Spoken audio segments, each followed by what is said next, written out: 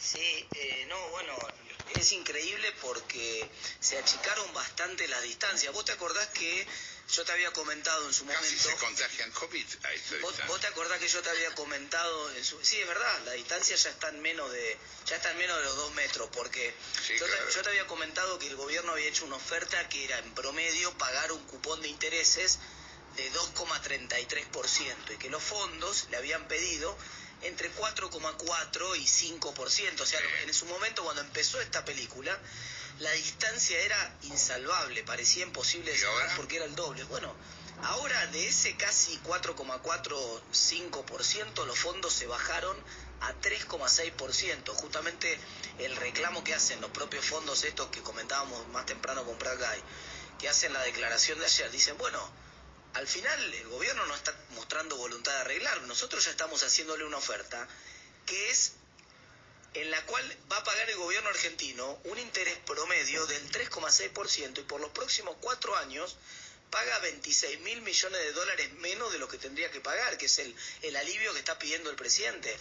Si no pueden pagar una tasa de interés de 3,6%, lo que están diciendo los bonistas es, miren, 3,6% es menos que la tasa de interés que pagan en este momento los países en vías de desarrollo que tienen mejor riesgo país, que tienen riesgo país más bajo.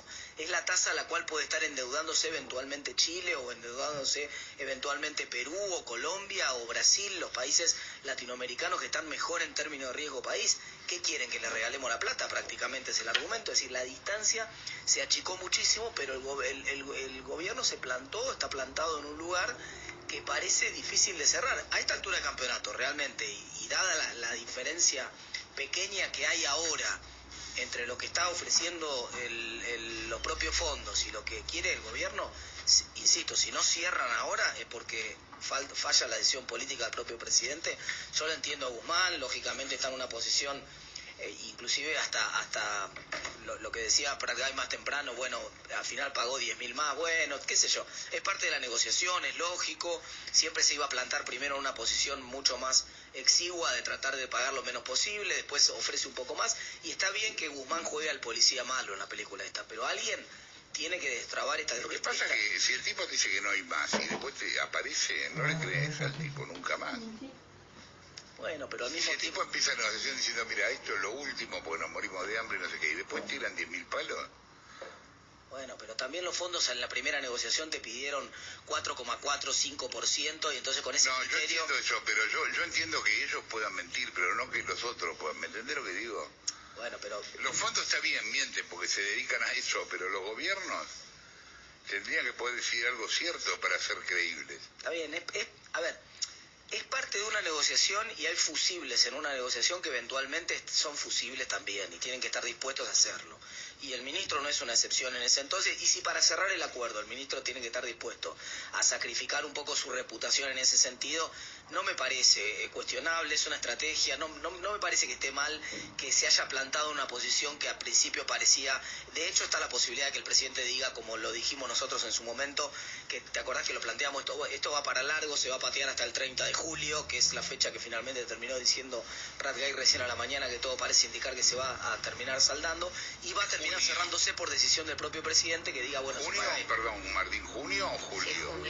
Claro, el vencimiento es en junio, pero corren 30 días de gracia, digamos. Okay. Hasta los plazos legales te permiten pagar hasta el 30 de julio, entonces te dan ese changüí como para negociar antes del 30 de julio. Seguramente el presidente en ese caso tendrá que plantarse él y decir, bueno, la decisión es mía, se paga esto y pagará el costo político de Guzmán en ese sentido, que de todas maneras si hay un acuerdo finalmente con los acreedores, me parece que no queda mal parado el ministro, que queda dentro de todo consiguiendo ese acuerdo. Ahora, el panorama de todas maneras, Jorge, al mismo tiempo es bastante complicado. ¿A dónde va a ser el ajuste el gobierno? Y está muy claro dónde va a ser el ajuste del gobierno, en el 50% del gasto que no se queja. En el 50% del gasto que no se queja. Concretamente, estoy leyendo ahora en estos momentos el último decreto, que es el decreto 542 del 2020 del Poder Ejecutivo, en el cual esencialmente el Poder Ejecutivo, acaba de publicarse esta mañana, se arroga la potestad de suspender otros 180 días la Ley de Movilidad Previsional. ¿Te acordás que la ley de emergencia en su momento, en diciembre, había dicho, bueno, por 180 días lo fijan ustedes a la jubilación? Y finalmente terminó siendo lo que todo el mundo sabía que iba a pasar. O sea, fueron dos aumentos, el de marzo y el de junio, en los cuales el gobierno los cagó a los jubilados. En el último de manera olímpica, porque en el anterior por lo menos a los de la mínima les había mejorado 20 pesos, pero ahora a todo el mundo les sacó, les correspondía 10,89% a los jubilados y le dieron 6,12%. O sea, le sacaron más de 4 puntos a las jubilaciones, de un saque. Bueno, todo parece indicar, acaba de entrar el proyecto no, de hecho habían mandado un proyecto al Congreso, pero como no pueden hacer ni funcionar el Congreso, ahora sacan un decreto. Y el decreto de necesidad de urgencia dice estrictamente otros 180 días más para fijar las jubilaciones. Por lo tanto, otros 180 días, 2 aumentos más, el de septiembre y el de diciembre, en los cuales los van a volver a empomar a los jubilados. Es decir, el ajuste termina siendo para los jubilados. ¿Y alcanza esa guita que le sacan a los jubilados para...? No. Por supuesto que no. El gobierno va a una situación de déficit fiscal crónico. Mira, todavía no se conocen los datos de mayo, pero los datos de mayo en función de los niveles de emisión que hay, que estamos viendo, que hasta ahora viene par y paso la emisión con el déficit, porque esencialmente el déficit se financia todo con emisión. Los datos sugieren un déficit cercano a los 400.000 millones en mayo. El de marzo, en la previa de todo esto, fue 200, 300, 400, una escalerita. 200.000 millones de déficit en marzo, 300.000 en abril y probablemente cerca de 400, a tal vez algo menos en mayo. Entonces, esa escalerita, bueno, si salimos de la cuarentena relativamente rápido, probablemente vuelva al escalón de marzo, en el mejor de los casos, que es un escalón de 200.000 millones de déficit por mes. Es imposible cerrarlo, pero dentro de los que van a pagar el pato para cerrarlo, ya el gobierno acaba de elegir quiénes van a ser. Y en la necesidad de cerrar este acuerdo de deuda se da esta situación también compleja, ¿no? Porque para cerrarlo el gobierno tiene que poner unos pesos más. Está bien, no va a ser en estos años, ya dijo que no va a pagar nada este año ni el año que viene, pero ya está claro quién va a ser el sector que va a pagar el ajuste fiscal que va a tener que hacer el gobierno, que va a tener que seguir haciendo en el segundo semestre para compensar un poco, aunque más no sea, esta situación casi, te diría, muy compleja, porque además esa situación te deja en un escenario donde el gobierno tiene que elegir en alguno de los males en el segundo semestre.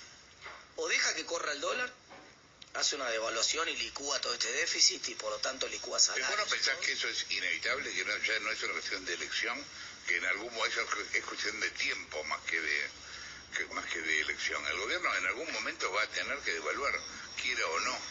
La discusión son las magnitudes, Jorge. ¿Cuánto va a tener que devaluar? Hoy depende de dos factores cuánto va a tener que devaluar. El primero es si acuerda o no acuerda con los acreedores y por lo tanto la presión que va a tener de salida de dólares. Y la segunda es cuán rápido vuelve al de la cuarentena, cuán rápido la lógica, que además esto lo planteamos en su momento cuando casi te diría a los 20 días de la cuarentena.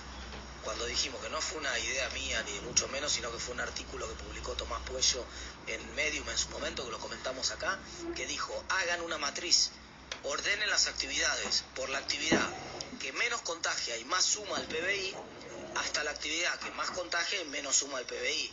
Qué sé yo, menos contagia y más suma al PBI, la minería o el caso del fútbol que están mencionando acá.